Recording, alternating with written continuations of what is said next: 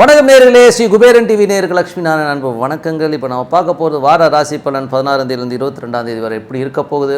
Tip of the week இந்த வாரமும் இருக்குது. ஸோ உங்களது கமெண்ட் அந்த டிப் ஆஃப் த வீக் எப்படி இருக்குன்னு போடுங்க, பார்ப்போம். கும்பராசி. ஸோ கும்பராசிக்கு எப்படி இருக்கும் இந்த வாரம் அப்படின்னு பார்க்கும்போது, உங்களது ராசி அதிபதி ராசியிலே இருக்கிறது ரொம்ப நல்ல விஷயம் தான். ஸோ நல்ல ஒரு 7.5 சனிலாம் தூக்கி போடுங்க. ஏன்னா உங்களது ராசி அதிபதி லக்னாதிபதி சனியாகவே இருக்கிறதுனால எந்த வித ப்ராப்ளமும் கிடையாது. அவர் உங்களுக்கு எந்த வித கெடுதியும் பண்ண மாட்டார். என்ன மாதிரி விஷயங்களை பண்ணுவார் சனி இப்போ சந்திரனை மீட் பண்ணுற அந்த ஒரு காலகட்டங்கள் வேலை சம்பந்தமான விஷயங்கள் ரொம்ப கவனமாக இருக்கணும். ஏன்னா நான் பாவங்கள் தொடர்பில் பார்க்கும்போது வேலை சம்பந்தமான விஷயங்கள் உடலை நல்லா வலுவாக வச்சுக்கணும். ஏன்னா ஒரு ராசியில் சனி வரும்போது உடலில் நல்லா எக்ஸசைஸ்லாம் பண்ணிக்கணும். கொஞ்சம் சில பேருக்கு உடல்நிலை சம்மந்தமான விஷயங்கள் பாதிப்பு ஏற்படுத்தும். மற்றபடி வேறு விஷயமும் இல்லை. கொஞ்சம் ஒழுக்கங்களை நம்ம பண்ணி குளிக்காமல் இருக்கிறது, சேவ் பண்ணாமல் இருக்கிறது, இந்த மாதிரி விஷயங்கள்லாம் பண்ணுவீங்க. ஸோ இதெல்லாம் தவிர்த்துட்டு நம்ம ஃப்ரெஷ்ஷாக இருக்கணும். எப்போதுமே ஃப்ரெஷ்ஷாக இருக்கிறது ரொம்ப ரொம்ப நல்லதுங்க.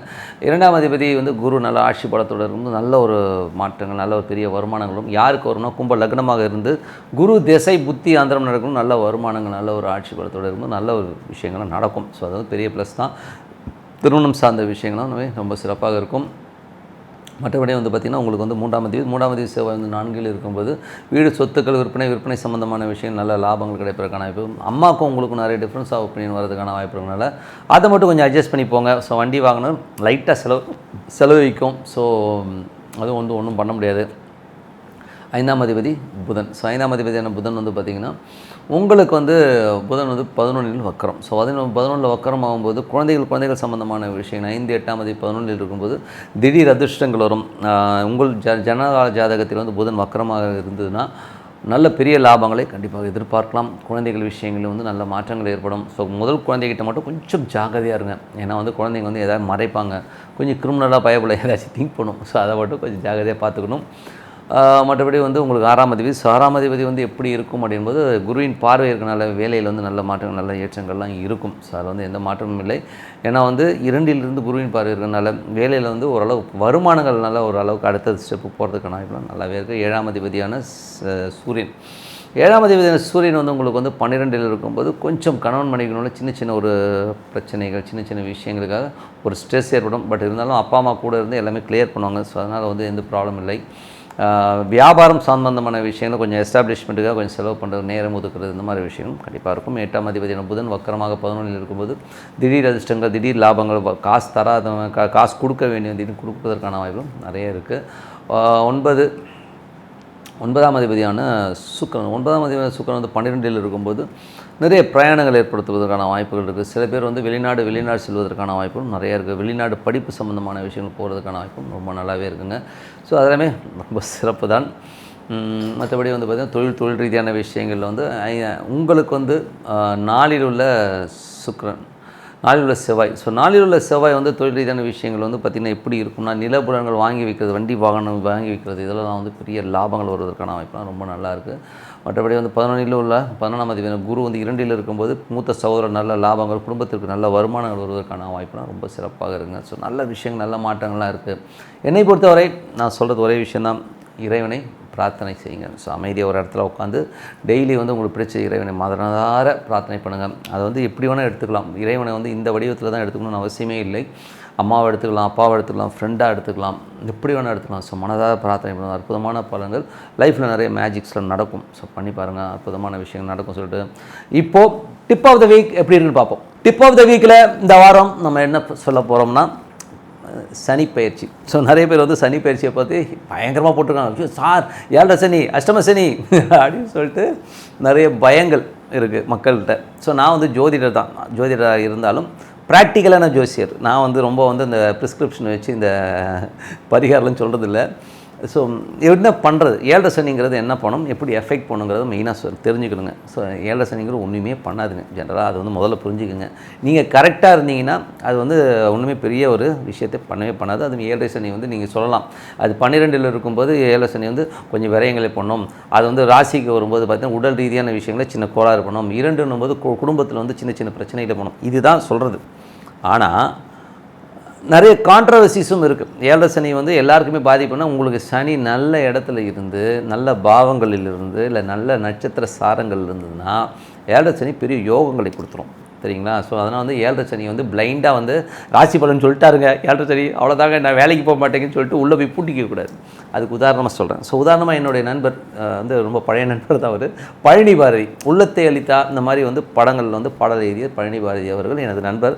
ஸோ அப்போ வந்து நான் அப்போ வந்து ஜோசியம் வந்து நான் சொல்கிறதெல்லாம் வந்து பழனி உள்ளத்தை அளித்தா கிட்டத்தட்ட எனக்கு தெரிஞ்சு ஒரு 25 வருஷத்துக்கு முன்னாடி வந்த படம். ஓகேங்களா? ஸோ 25 வருஷத்துக்கு முன்னாடி ஒரு நண்பர். அப்போது வந்து அவர் சொல்லுவார், சார் அவர் ரொம்ப நார்மலாக வருவார். அவர் வந்து ரொம்ப பந்தாகந்தாலாம் ஒன்றுமே இருக்காது, ரொம்ப நார்மல் ஸ்டேஜில் இருக்கும்போது நல்ல படம் கவிதைகள் எழுதுகிற, அவங்க அப்பாவும் நல்ல ஒரு கவிதைகள்லாம் எழுதுகிற ஒரு ஆள் தான். அவர் ரங்கராஜபுரத்தில் இருந்தோம் அப்போது. ஸோ அந்த டைமில் வந்து நான் ஒரு கடை வச்சுருந்தேன், அப்போ வருவார். ஸோ அப்போ வரும்போது நாங்கள் பேசியிருக்கோம், ஜோதிடத்தை பற்றி நிறைய பேசும்போது அவர் சொன்னார், சார் இந்த ஏழரை சனியில் வந்தால் பயங்கரமாக அடிக்கும் உதைக்கும் அப்படிலாம் சொன்னாங்க சார். இப்போ வந்து உள்ளத்தை அளித்தா பெரிய ஹிட் ஆச்சு, இப்போ எனக்கு ஏழரை சனி நடக்குது, ஆனால் பணம் கொட்டுது சார், என்ன சார் இது அப்படின்னாரு. இதுதான் கான்ட்ரவர்சி, புரியுதுங்களா? அப்போனா என்ன அர்த்தம்னா, உங்கள் ஜனனகால ஜாதகத்தில் சனி நல்ல இடத்துல இருந்ததுன்னு வைங்களேன், நல்ல இடத்துலையோ ஒரு நட்சத்திர சாரத்துலையோ இருந்ததுன்னா பணம் கொட்ட தான் செய்யும். ஏழரை சனி பெரிய எஃபெக்டே பண்ணாது. அதனால் வந்து குருட்டுத்தனமாக மைண்டை வந்து நெகட்டிவாக எடுத்துக்காதீங்க. ஏழரை சனி வந்துச்சுன்னா 7.5 வருஷம் ஒருத்தன் வந்து முயற்சி பண்ணாமல் என்ன ஏழரை சனி வந்துச்சுன்னு சொல்லிட்டு உட்கார முடியுமா உள்ள? அதெல்லாம் நடக்கிற கதையா? ஒரு நாள் போச்சுன்னா முடிஞ்சு போச்சு. ஓகேங்களா? ஏன்னா மனிதனுடைய வாழ்க்கை 365 எவ்வளோ வருஷம் வாழ்வீங்க? இன்னும் ஒரு 70 வருஷம் போட்டுப்போமா? 70 வருஷம்னா மொத்தமே ஒரு 22,000 நாள் 23,000 நாள் தான் இருக்குது. இதில் பாதியில் முக்கால்வாசி போயிடுச்சு, மீதி இருக்குது 7,000 8,000 நாள். என்ன இதில் வந்து ஏழரை சனிக்குன்னு வந்து ஒரு 1000 நாளை விட்டுட்டீங்கன்னு வைங்க, அதை விட ஒரு பெரிய பைத்தியார்த்தனம் வேறு எதுவுமே இருக்க முடியாது. ஸோ ஏழரை சனிலாம் தூக்கி ஓரம் கட்டிட்டு என்ன எல்லை போடுங்க, என்ன விலைக்கு ஏற்றுங்களான்னு சொல்லுவாங்க. அதெல்லாம் உங்கள் ஆத்ம திருப்திக்கு வேணால் பண்ணிக்கிங்க, அதெல்லாம் வந்து நான் தப்புன்னு சொல்ல மாட்டேன். பட் உங்கள் தசாபுக்தி நல்லா இருந்ததுன்னா எல்லாமே நல்லாயிருக்கும். ஏழரை சனிலாம் பெருசாக எஃபெக்ட் பண்ணாதுங்க. ஓகேங்களா? ஸோ அதனால் வந்து அமைதியாக டெய்லி காலையில் இருந்து அமைதியாக வந்து ஒரு இடத்துல வந்து உங்களுக்கு பிடிச்ச தெய்வத்தை உங்கள் அம்மாவாகவோ அப்பாவாகவோ இல்லை உங்களுக்கு பிடிச்ச ஃப்ரெண்டாகவோ வச்சுக்கோங்க. நான்லாம் வந்து தெய்வத்தை ஒரு அம்மாவை நினச்சிப்பேன். நான் வந்துட்டேம்மா அப்படின்னு தான் சொல்லுவேன் நான். ஸோ அந்த மாதிரி ஒரு ரிலேஷன்ஷிப்பில் போகும்போது அம்மாக்கிட்ட போய் நம்ம வந்து குளிச்சுட்டு உட்காந்து, அம்மா குளித்து பட்டையெல்லாம் அடிச்சுட்டு போய் அம்மாட்ட உட்காந்து பேசிகிட்டு இருப்போம். டெய்லி பல்ல விளக்கிட்டு போவோம். சில பல்ல வளர்க்காம கூட அம்மாட்ட போய் என்னம்மா ஒரு காப்பியை கொடுக்க மாட்டோம் இல்லையா? ஸோ அந்த மாதிரி தெய்வத்துக்கிட்டே வந்து ஒரு ஃப்ரெண்ட்ஷிப்பாக இருக்கும்போது சூப்பரான விஷயங்கள் நடக்கும், நிறைய மேஜிக்ஸ் நடக்கும். ஸோ அதனால் வந்து இந்த மாதிரி குருட்டுத்தனமாக மைண்டில் வச்சுக்கிட்டு ஒரு கம்ப்ரஸாக இருக்குது. ஏன்னா வந்து நான் கேரளாவில் ஒரு இன்சிடென்ட் கேள்விப்பட்டேன். ஒரு ஆள் இடி மின்னலுக்கு பயந்து உள்ளே போய் உட்காந்துக்கிட்டவன் ஒரு 8-9 வருஷமாக வெளியிலே வரது இல்லையா? சும்மா வருவானா சாப்பிடுவானா, ஐயோ அப்படின்னு சொல்லி ஓடிடுவான். அந்த இடி மழை வரும்போது மட்டும் வெளியில் வரமாட்டான். ஸோ இந்த மாதிரி ஒரு ஆள்லாம் இருந்திருக்காங்க. நீங்கள் போய் கூகுளில் போய் தட்டினீங்கன்னா வரும் இந்த மாதிரி டீட்டெயில்ஸ்லாம். ஸோ அந்த மாதிரி மூட நம்பிக்கைலாம் தூக்கி போட்டுருங்க. டே டு டே லைஃப்பில் நம்ம எடுக்கிற முயற்சியை மேக்ஸிமம் எடுப்போம். ஜோசியம்ங்கிறது வந்து நமக்கு ஒரு ப்ரிகாஷன் போது, சார் இந்த மாதிரி வந்து 8th பிளேஸ்மெண்ட் ஒரு அஷ்டமாதிபதி திசை நடக்குது, கொஞ்சம் ஜாக்கிரதையாக இருக்குன்னா அகலக்கால் வைக்காமல் இருக்கணும், அவ்வளோதான், வேறு ஒன்றுமே கிடையாது. நீங்கள் நேச்சுரலாக டெய்லி டே டு டே லைஃப்பில் வந்து பண்ணுறதை பண்ணிங்கன்னா இந்த ப்ராப்ளம் வராது. ஸோ அதனால் ஏழரை சனி அஷ்டம சனி இதெல்லாம் வந்து ஒன்றும் கிடையாது. ஜாலியாக உட்காந்து பிரார்த்தனை பண்ணுங்கள். ஒரு 10லேருந்து 15 நிமிஷம் பிரார்த்தனை பண்ணிங்கன்னா அட்டகாசமான லைஃப் எல்லாருக்குமே கிடைக்கும். ஒரு மேஜிக் நடக்கும். நீங்கள் வந்து பண்ணி பார்த்துட்டு கண்டிப்பாக கமெண்ட்டில் போடுங்க.